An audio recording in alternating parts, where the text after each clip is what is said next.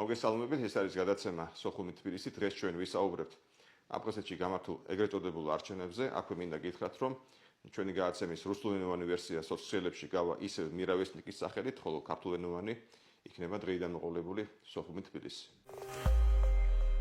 დღეს ჩვენი სტუმარი გახლავთ ბატონი ჯემალ გამახარია, აფხაზეთის უმაღლეს საბჭოს თავმჯდომარე. მოგესალმებით ბატონო ჯემალ. ძალიან დიდი მადლობა.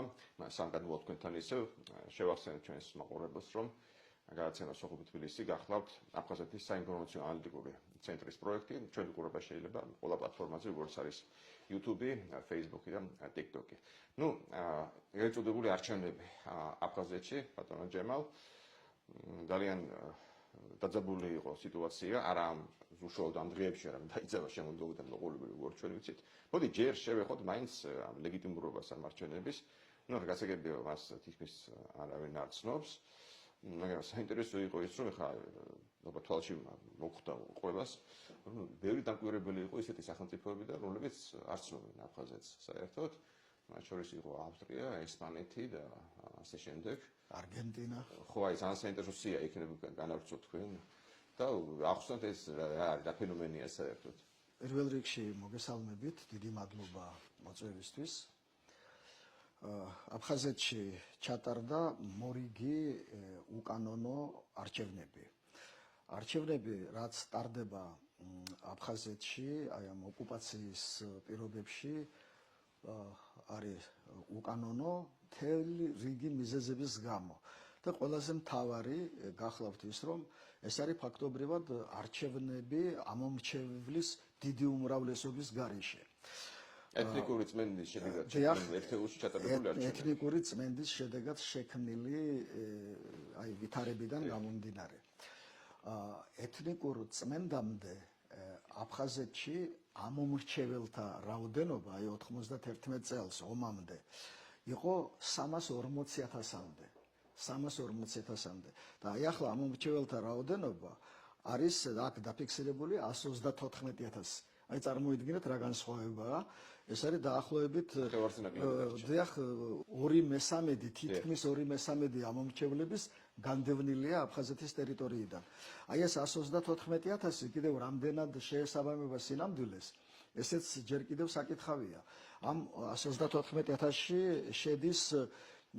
შედიან ჩრდილოეთ კავკასიელები, რომლებსაც აფხაზეთის მოქალაქეობა აქვს, თურქეთში, სირიაში, იორდანიაში მცხოვრები აფხაზები, რომლებსაც აფხაზების მოქალაქეობა აქვს. და ისე თუ ამათ გამოვაკლებთ, ახლა ეს ზუსტი ციფრები ჩვენ არ ვიცით, მაშინ ბევრად უფრო ნაკლები იქნება რეალურად ამომრჩეველთა რაოდენობა.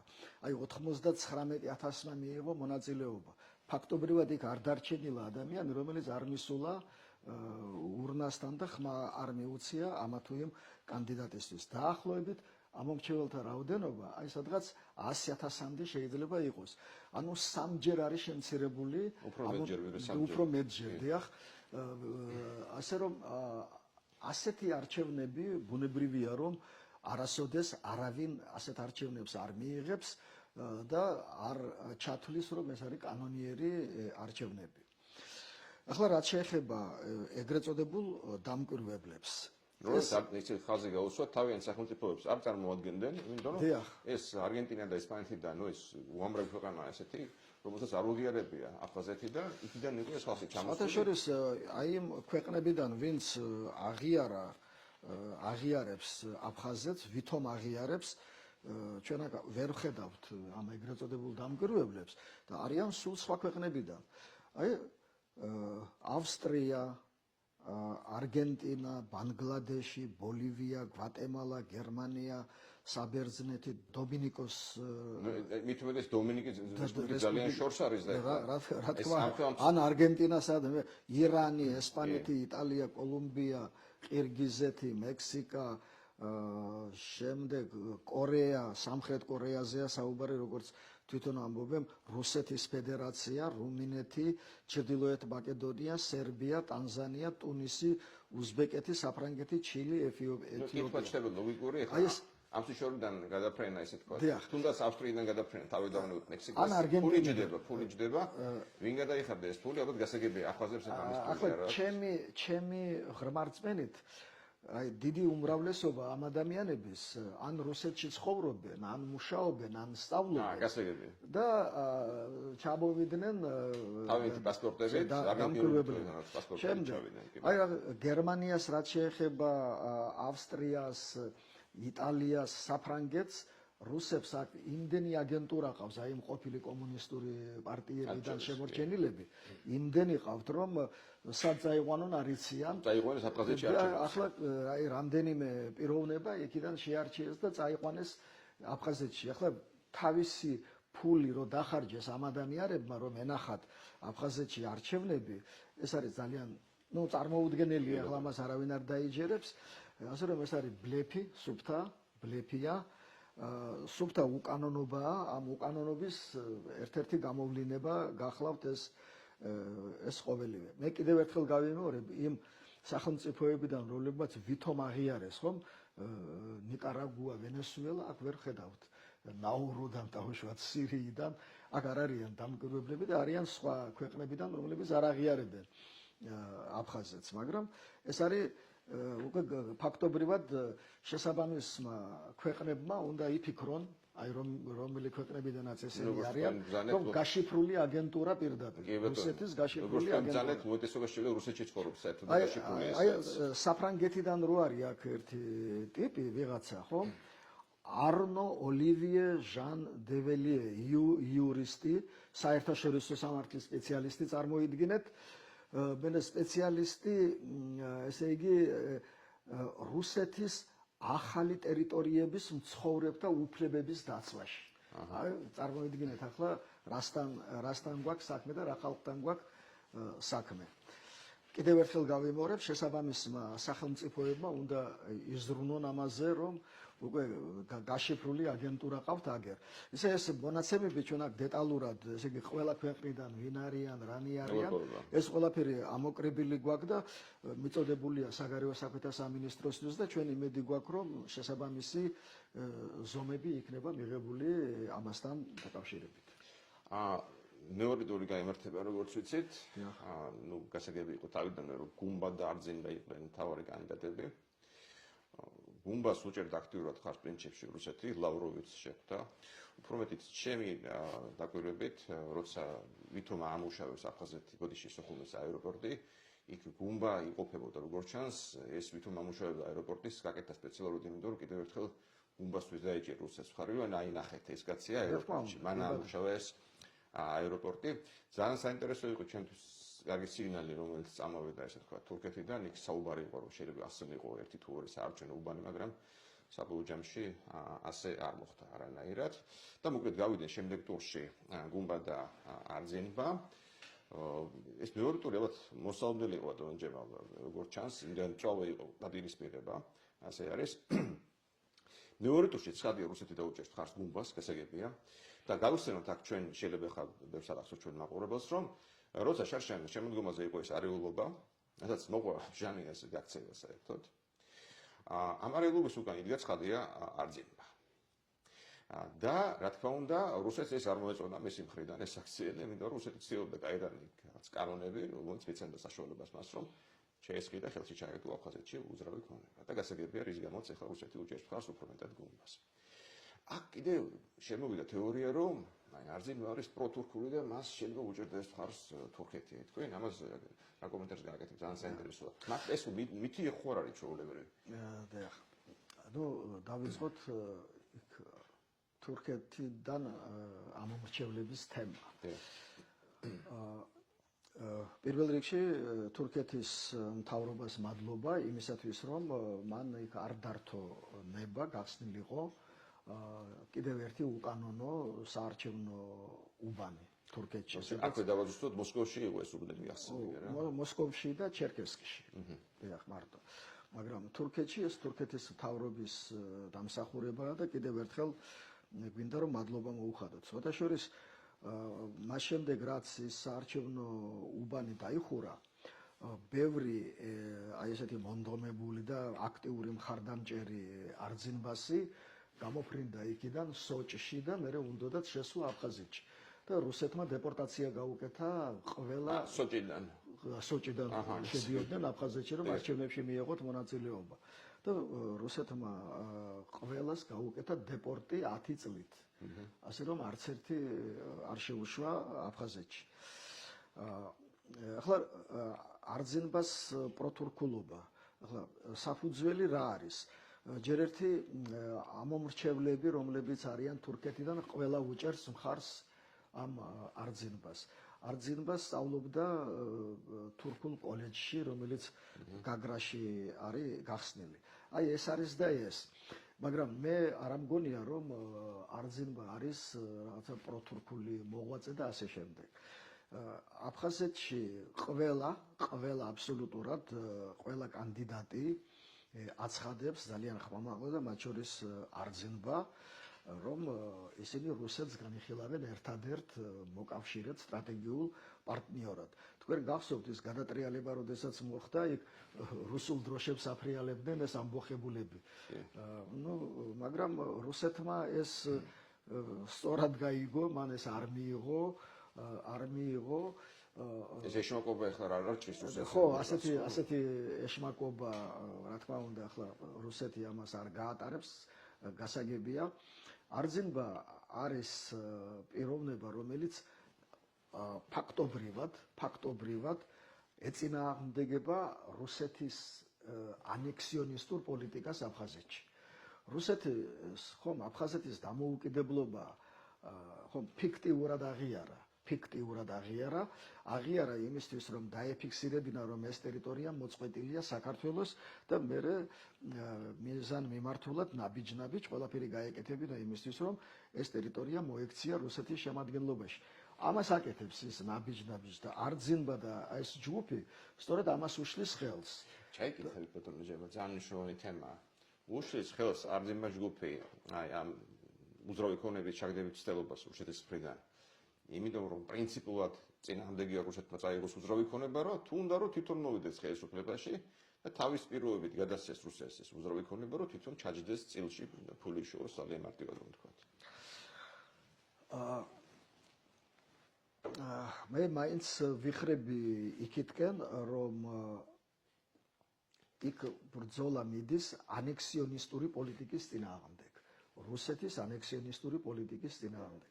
რუსეთის ინვესტიციები და მთელი პოლიტიკა, რასაც ის ატარებს აფხაზეთთან მიმართებაში, არის აფხაზეთის ანექსიისკენ მიმართული.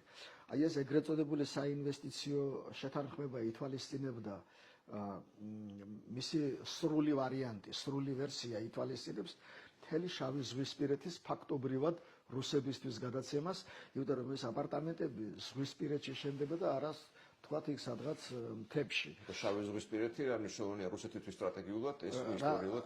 რა თქმა უნდა, ესე იგი დაახლოებით 100,000 რუსი აი ოჯახის წევრებთან ერთად აღებული 100,000-მდე მიიღებდა საკუთრებას აფხაზეთის ტერიტორიაზე, ანუ დაეუფლებოდა ფაქტობრივად მთელს შავი ზღვისპირეთს. თავის ოჯახებიანად კი არიან მოსახლეობა აფხაზეთში. დიახ და აქედან გამომდინარე აფხაზები, ახლა არძენბას თავი დავანებოთ, აფხაზები ძალიან კარგად ხედავენ რუსეთის რეალური მიზანი რა არის.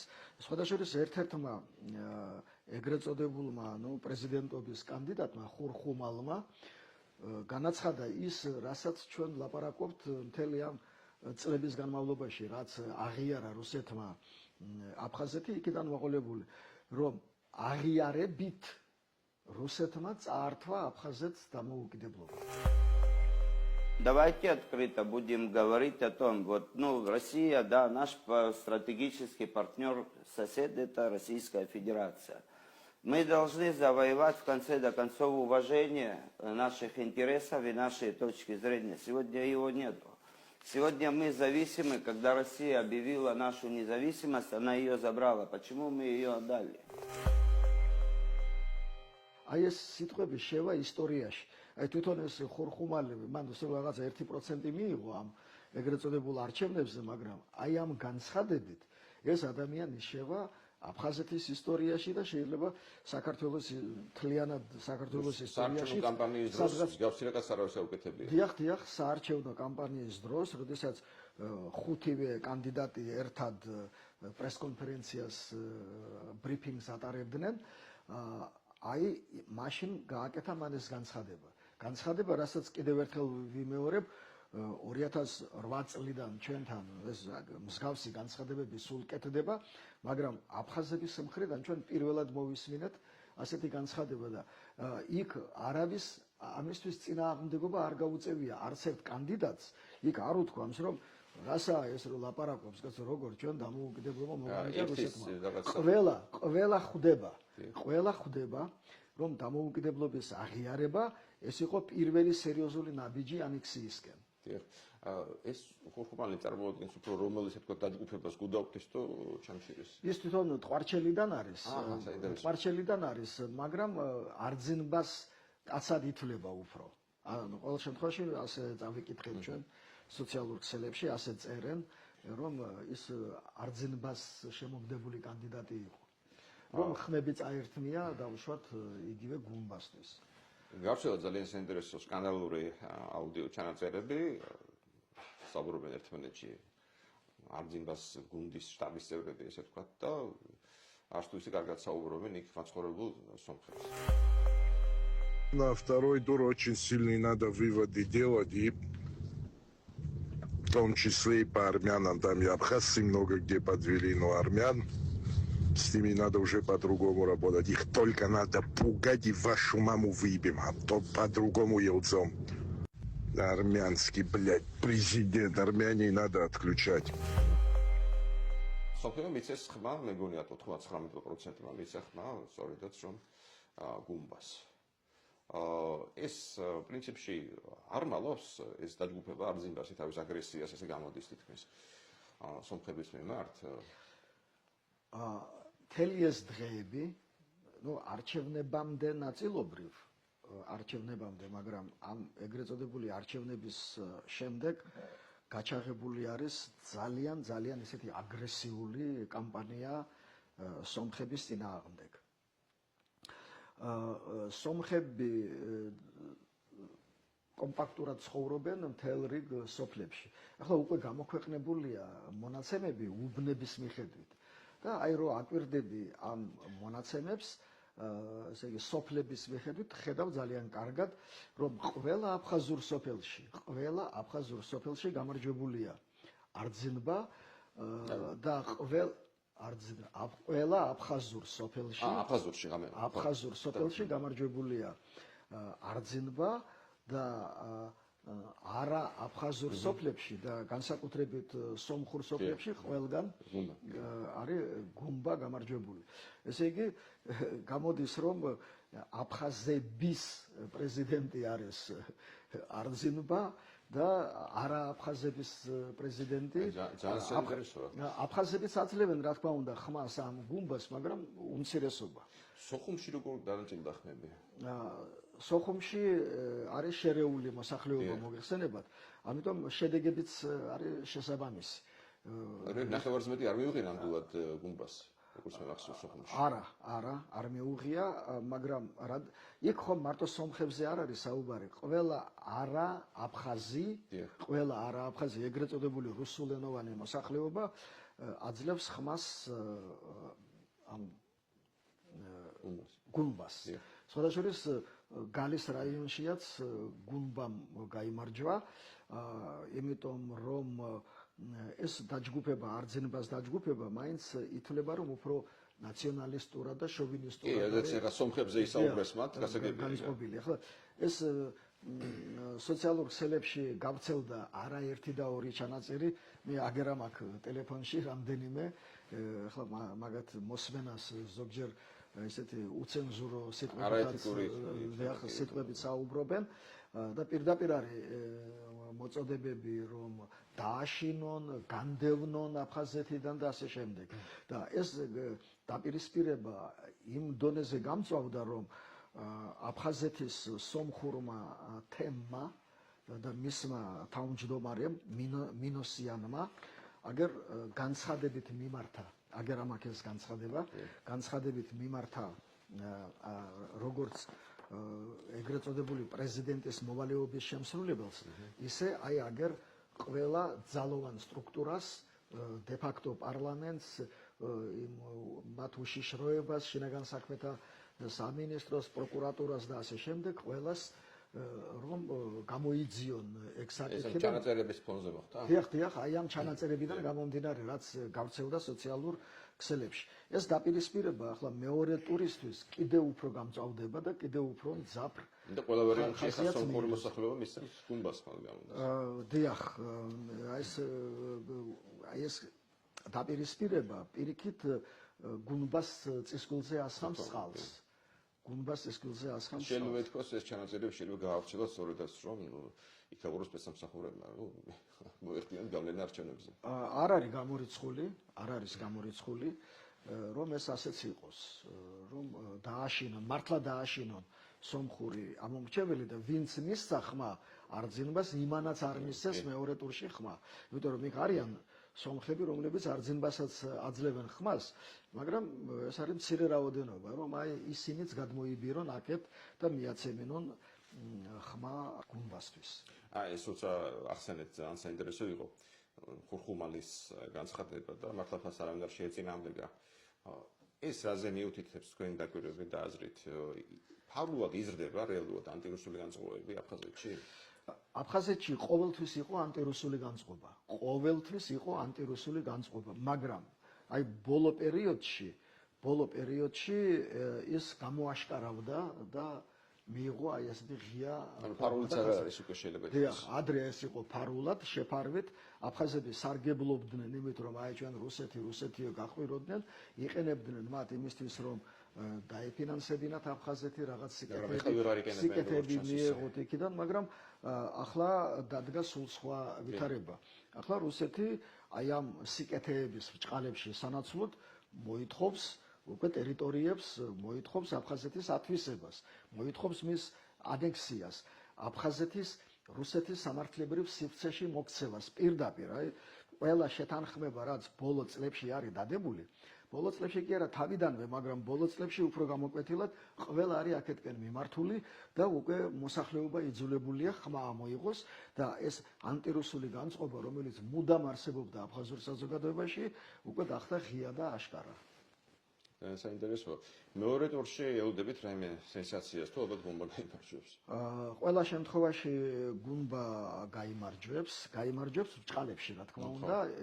ახლა ჩვენ უკვე აქ ნახეთ, როგორ არის განაწილებული ეს ელექტორატი და რა ზეწოლა ხორციელდება კიდევ აი სხვადასხვა სოციალურ ჯგუფებზე და ეთნიკურ ჯგუფებზე ამ არჩევნებთან დაკავშირებით. ეს მუქარები რუსეთის მხრიდან რა თქმა უნდა გაგრძელდება და ამ არჩევნების შედეგად ჩვენ რას მივიღეთ, ესე იგი 1 მარტს ტარდება ეს მეორე ტური და მივიღებთ ისევ იგივე გუნდს, რომელიც ფაქტობრივად დაამხო მოსახლეობამ 15 ნოემბერს. ესაა ძალიან საინტერესო. რისთვის იბრძოდნენ მაშინ გამოსის? ისტორიაში არ ყოფილა ჯერ შემთხვევა და აფხაზეთში მათ შორის რომ ხალხი გამოვიდა, აჯანყდა, დაამხო ხელისუფლება და მე იმ ხელისუფლების წარმომადგენელს გაიბარჯვა მორიგ არჩევნებში. დამხობილი ხელისუფლების წარმომადგენელი ან საერთოდ არ იღებს არჩევნებში მონაწილეობას, ან თუ როგორც წესი ეს ასეა, ან თუ მიიღო გარანტირებული აქვს დამარცხება. და ამ შემთხვევაში ჩვენ ვხედავთ, რომ იმარჯვებს გამბა. ეს რას ნიშნავს? რამაც 15 ნოემბერი გამოიწვია, ყველა ის პრობლემა რჩება პრობლემად. შესაბამისად, აფხაზეთს როგორც არ ქონდა ადრე არავითარი პერსპექტივა და მომავალი, ზუსტად ასევე მას არანაირი პერსპექტივა და მომავალი არ აქვს. იგივე პრობლემები, იგივე დაპირისპირება და იგივე შედეგებს მივიღებთ გარკვეული პერიოდის მერე. ისევ შევარნა პარლამენტში შემოიხილოთ და ასე შემდეგ. ახლა ის რომ რუსულმა მხარემ გააკეთა განცხადება, რომ ის მზად არის გადახედოს აი ამ ხელშეკრულების ცალკეულ პუნქტებს, ეს არავის შეცდომაში დავაზუსტოთ მაყურებლისთვის ეხება საქმე საინვესტიციო საუბარი არის აი ეს მთავარი რამაც გამოიწვია ეს ამბოხება საინვესტიციო შეთანხმებაზეა საუბარი რომელიც ითვალისწინებს იმ აპარტამენტების შენებლობას ეს აპარტამენტები გარკვეულ ტერიტორიაზე შენდება ეს არის შავი ზღვისპირეთი და ამან გამოიწვია ეს ამბოხება ხო ახლა რუსული მხარე ამბობს რომ ის მზად არის გადახედოს აი ამ შეთანხმებას შესაძლოა ასეც მოხდეს მაგრამ რუსეთს არაფერში არ ჭირდება ისეთი შეთანხმება რომელიც არ უზრუნველყოფს თავარი მიზნის მიღწევას შავი ზღვისპირეთის ხელში ჩაგდებას ამ აპარტამენტების აშენებას და საკუთრებაში რუსებისთვის გადაცემას თუ ეს არ იქნება უზრუნველყოფილი მაშინ რა ინტერესი აქვს რუსეთს რისთვის დახარჯავს იმ მილიარდებს და სწორედ ნოვაკმა გააკეთა ეს განცხადება რომ მზად არის რუსული მხარე აი შეთანხმების ცალკეულ პუნქტებს გადახედოს რომ ის იყოს ორივე მხარისთვის მისაღები მაგრამ მე კიდევ ერთხელ მინდა გავიმეორო და ძალიან გასაგებად ვთქვა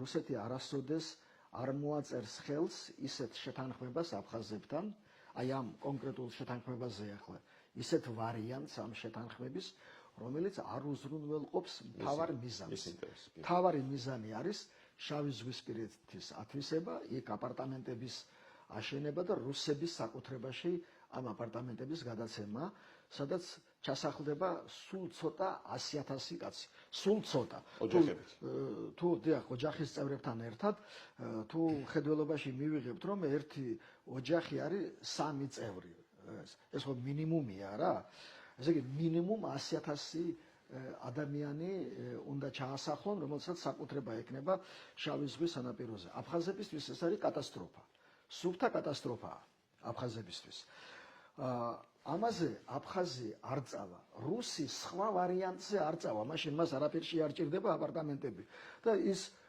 იგივე სანქციებს გააგრძელებს იმ ეკონომიკურ სანქციებს რამაც სულ რაღაც ერთ თვეში აფხაზეთი ჩამოშალა ეგრეთ წოდებული დამოუკიდებელი აფხაზეთი ერთ თვეში დაიშალა მარტივ მომრავლებად და არჩევნეს ისევ იმ გუნდის წარმომადგენელი რომელიც თვითონ გააძევეს დიახ ასე რომ ჩვენ აი ამ არჩევნების შედეგად არ ველოდებით მდგომარეობის განმუხტვას პირიქით კიდევ ვიმეორებთ იგივე პრობლემა რამაც გამოიწვია 15 ნოემბერი ანუ აფხაზების ამბოხება იგივე პრობლემა რჩება ის დარჩება როგორი იქ რაღაცა ისეთი მცირე შენიშვნები არ უნდა შეიტანონ იმ ეგრეთ წოდებულ შეთანხმებაში და შესაბამისად ჩვენ მოველით ვითარების კიდევ უფრო გამწვავებას აფხაზეთში ანტირუსული განწყობის კიდევ უფრო ფართოდ გაშლას და აი ნახოთ ეს რა შედეგებამდე მიგვიყვანს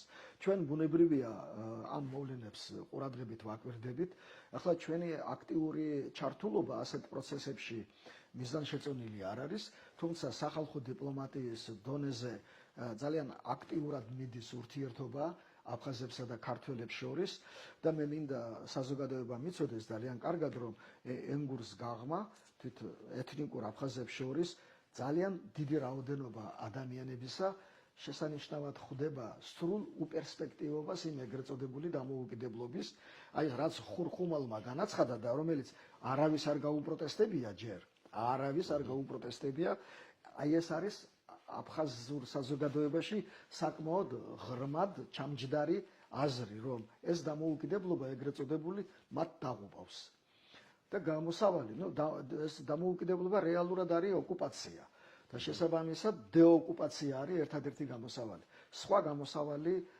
არ არსებობს აფხაზებისთვის ძალიან დიდი მადლობა დონჯევა ბრძანებისთვის მომავალშიც კიდევ რა თქმა უნდა გვექნება საშუალება ვისაუბროთ ამ თემაზე ჩვენი გადაცემა მალე დაბრუნდება